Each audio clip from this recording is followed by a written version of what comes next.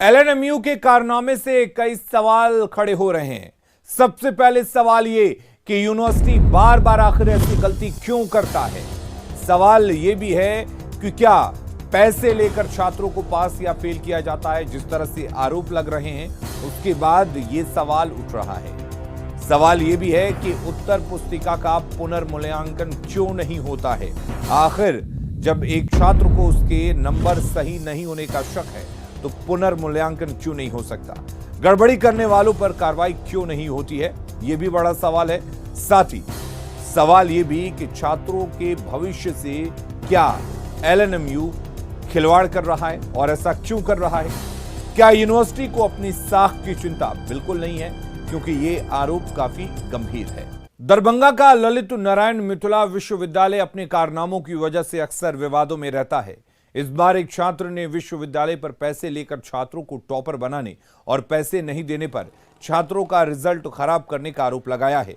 पीड़ित छात्रों का आरोप है कि उसकी उत्तर पुस्तिका की सही तरीके से जांच नहीं की गई। एक ओर जहां सही सवालों के लिए नंबर नहीं दिए गए तो दूसरी ओर कई प्रश्नों की एवरेज मार्किंग कर दी गई।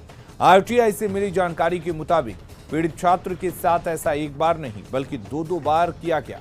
विश्वविद्यालय के परीक्षा नियंत्रक भी छात्र के आरोपों को सही ठहरा रहे हैं, लेकिन विश्वविद्यालय अपनी मजबूरी का रोना भी रो रहा है और उसके पास पुनर्मूल्यांकन की कोई व्यवस्था नहीं है। असंतुष्ट छात्र अगर दावा करता है तो सिर्फ उन उत्तरों के लिए नंबर दे दिए जाते हैं जिनकी जांच नहीं हो पाई।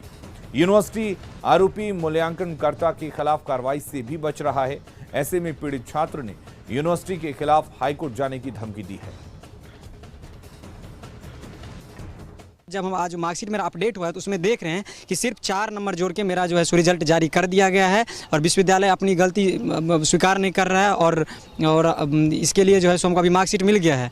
तो यही मेरा अभी हम इस चीज़ से असंतुष्ट है, बिल्कुल हम पूरी तरह संतुष्ट नहीं हुए। इसके लिए अब हम विश्वविद्यालय प्रशासन के खिलाफ न्यायालय के लिए बढ़ेंगे, यहाँ से हाई कोर्ट जाएंगे। नहीं, उसको तो उस एग्जामिनर को चिन्हित किया जाए, उससे अब माने हम अपने यहाँ से उसको डिवाइड कर देंगे। एक आखिरी सवाल, छात्र संतुष्ट नहीं मिलेगा।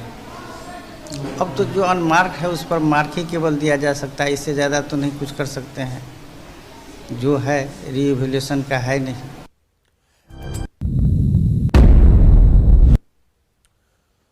तो एलएनएमयू के इस कारनामे के बाद से कई सवाल उठ रहे हैं। जिस तरह से इस छात्र ने आरोप लगाया है उसके बाद से सवाल यही है कि क्या ये सिर्फ एक छात्र के साथ होता होगा या कई ऐसे छात्र हैं जो पैसे के दम पर पास कर जाते हैं और जो अच्छे मेरिट वाले छात्र हैं वो पिछड़ कर रह जाते हैं। क्योंकि जो आरोप छात्रों ने लगाए हैं, आरटीआई से जो खुलासा हुआ है उसके बाद से एलएनएमयू के काले कारनामे सामने आ रहे हैं, जहां पर एक चीज तो साफ हो गई है कि यहाँ छात्रों के भविष्य से खिलवाड़ हो रहा है, फेल को पास करने का खेल चल रहा है और जो अच्छे छात्र हैं, पढ़ाई में जो अच्छा करना चाहते हैं, उनके नंबरों को, उनके आंकड़ों को दबा दिया जाता है।